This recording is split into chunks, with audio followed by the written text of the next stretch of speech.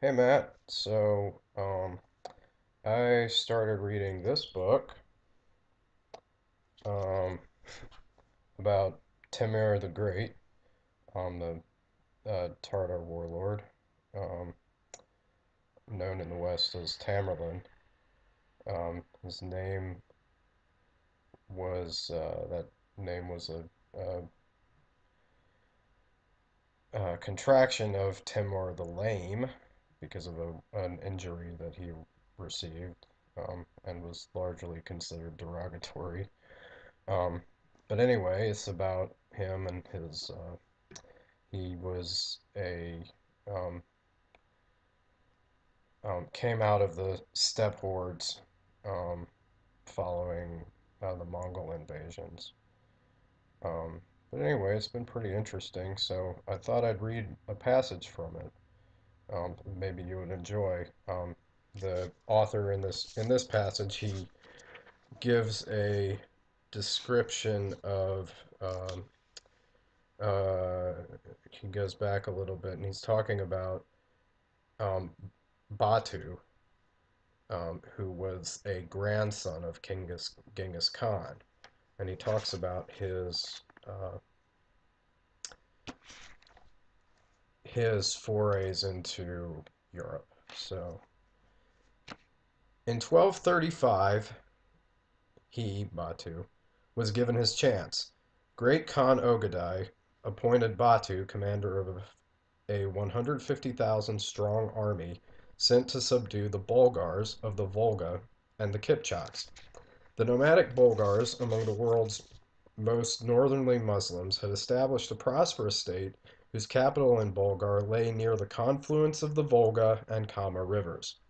Living in tents and breeding cattle, they also traded furs and slaves with Mawar Anar in return for weapons and manufactured goods.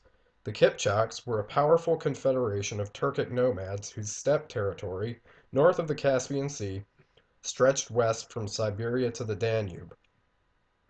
The Bulgars were quickly crushed, their capital destroyed. Bachman, the chief of the Kipchaks, mounted stiff resistance against the Mongols, but was eventually captured after a lengthy chase up and down the Volga. Like all defeated adversaries, he was ordered to kneel before the victors. "I have been a king myself, and do not fear death," he replied. "I am not a camel that should kneel." He was promptly cut in two. Batu's forces reached the river Ural in 1237, crossed into Russia, and laid waste to every city from Moscow to Kiev, taking advantage of the hopelessly weak and divided Russian princes. The cities of Ryazan and Kolomna in the western reaches were so thoroughly sacked, wrote an anonymous chronicler, that no eye remained open to weep for the dead. Other towns simply disappeared from the map altogether. Kiev fell shortly before Christmas 1240, its Byzantine churches torched to the ground, the saintly bones they harbored burned in contempt. Plundering and massacring as they advanced to the gates of Europe, the Mongol army marched into Poland in 1241.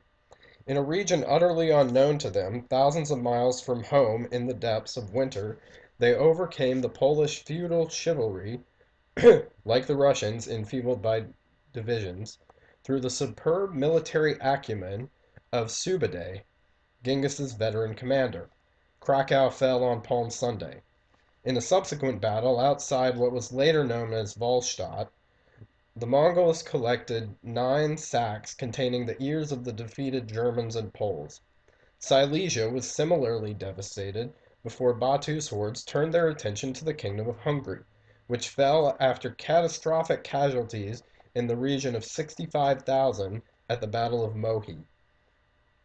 Contemplating the Mongols' onward advance into the heart of Europe, Emperor Frederick II dispatched a letter to the kings of Christendom appealing for contributions to a common army. His request met with a deafening silence. Pope Gregory IX published his own appeal in August 1241, but died shortly afterwards. The continent lay vulnerable before the Mongols. In 1242, Batu's army was camped outside the walls of Neustadt, south of Vienna, and Christendom stood on the brink of disaster. There were further forays into Croatia and Albania. It is said that the Mongols' depredations in Hungary prompted Queen Blanche of France to ask her son Louis IX what action should be taken against them.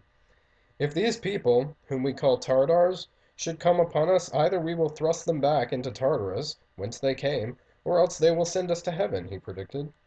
Fortunately for the kingdoms of Europe, it was not to be. In an extraordinary piece of good luck, the continent was saved by news of Ogedai's death the previous December. The Mongol army had already been riven by disputes between Batu and rival Mongol princes, harbinger of a more lasting and damaging split between the houses of Jochi and Tuli on the one hand, and those of Ogadai and Chagatai on the other. A struggle for the succession in Karakorum now appeared likely, a consideration which would have weighed heavily with Batu, who wanted to ensure the candidate most favorable to his interests ascended to the throne.